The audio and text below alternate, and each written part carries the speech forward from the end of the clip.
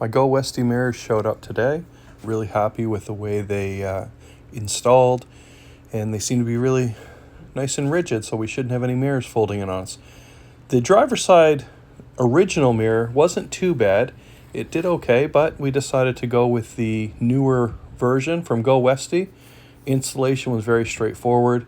You prep the area from where the previous mirror was, just with an alcohol swab, get it wiped down, cleaned up in preparation for attaching your sticker, which first attaches to the mounting block that screws into your door. So very straightforward. Just take that sticker, mount it on your block. Once that's mounted, you remove this red portion, which then lines up to your door. Attach your two screws, and then you're all set. It's a pretty straightforward process. Again, this is a really, I would call it a heavy-duty, sturdy system compared to the original. But hey, 40-year-old mirrors still on the van, still working. Quite the German ingenuity.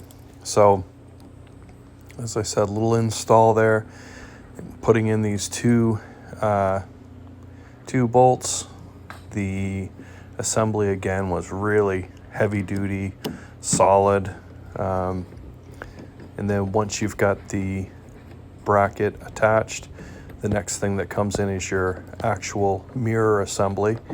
And again, there's just a few bolts that mount in from the underneath. And you initially do this hand tight, so that's where you can see me holding the ratchet extension with hand tightening this, and then I put the ratchet on itself where it says to do a full turn. Full turn worked on the passenger side, but on the driver's side I had to tighten it a little bit more.